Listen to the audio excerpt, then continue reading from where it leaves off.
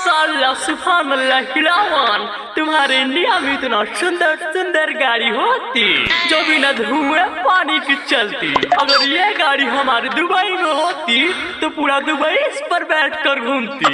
लेकिन हिलावन थोड़ा धीरे धीरे चलती, मेरे शरीर में हचर पचर होती। बहुत सा नहीं तो थार में बैठा रहूँगा तो और बाबू किन के जो रहूँगा या खींचते खींचते हमारे पिछवाड़ा फट के हाथ में आ गई। हिलावन तू मेरे पे गुस्सा काहे को होती, जरा कूल कूल होती। और सर ने तो फिल्म का शूटिंग कर था, मुझे बच्चा आ रहा हूँ, चुपचाप बैठ सके।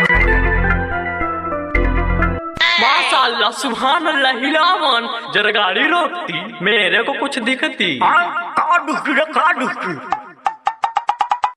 तू कहती कि तेरी इंडिया बहुत गरीब होती, लेकिन यहाँ तो हाईवे पर हलवा फेंकाती। अरे सारे हलवा नहीं, ये भैंस का गोबर होती, गोबर होती। नहीं लावन, तू अपने खाने के चक्कर में मेरे से झूठ बोलती। अरे कैसे समझाइए कि भैंसी का गोबर ऐसा है, तुम यहाँ से चलती चलती ये जगह तेरे लिए ठीक नहीं होती। हिलावन तू मेरे पे गुस्सा काहे को होती, जरा कूल कूल होती। ओ माय गॉड हिलावन, जरा रुकती रुकती। अरे सारा खराब हो गया, कहाँ बार बार रुकती रुकती कही हमें। तुम्हारे इंडिया में इतना बड़ा बड़ा जामुन होती, हमारे दुबई में तो छोटा छोटा जामुन होता है। किधर जामुन होती रे, किधर जामुन होती। ये देखती तुम्हारे सामने होती। अरे सार नहीं तो जामुन नहीं, भंटा है भंटा। नहीं नहीं हिलावन, मैं इसको टेस्ट कर कर देखती। अरे जा सर खा के मर जा।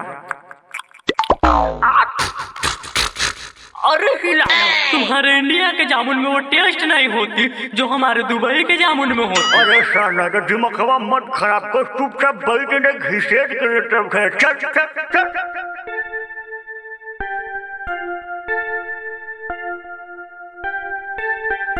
माशाअल्लाह सुभान अल्लाह हिलावन। अरे माशाअल्लाह सुभान अल्लाह, अब का देख गिले रे। तुम्हारे इंडिया में इतना बड़ा बड़ा चींटी होती। चींटी होती, किधर चींटी होती रे, किधर चींटी होती। ये देख तेरे सामने इधर होती। अगर ये चींटी हमारे दुबई में होती तो पूरा दुबई का मिठाई छीन छीन खाती। अरे सर ने चींटी नहीं रे, बकरी होती है, बकरी होती है। साइड रहती, यहाँ पे झगड़ा होती। उठ के हिलावन, हम साइड हो जाती।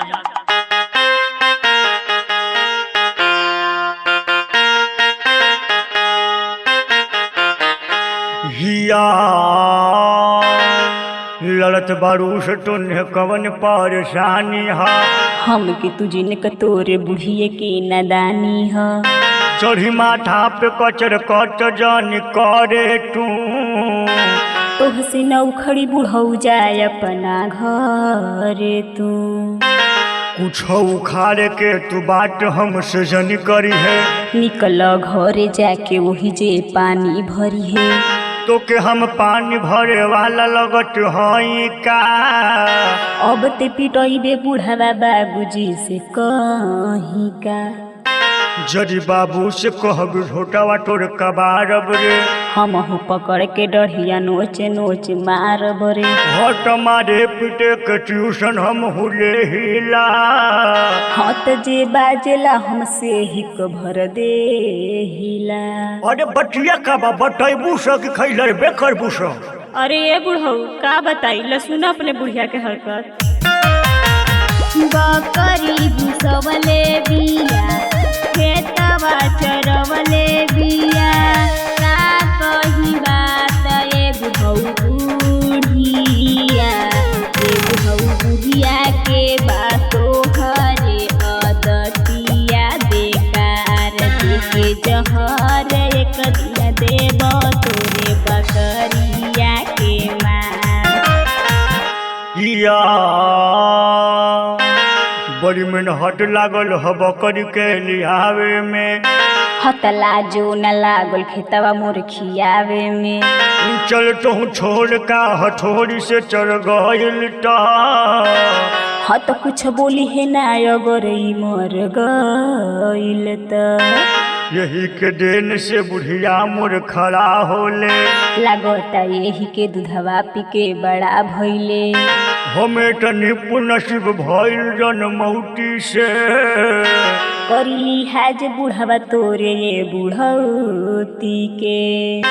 हमें तू बुढ़ावा जान कह तू फूल झड़ी हई। लगा के चश्मा देखले पापा के परी हई। करब घमंड दे तोर सोच के जराइब रे।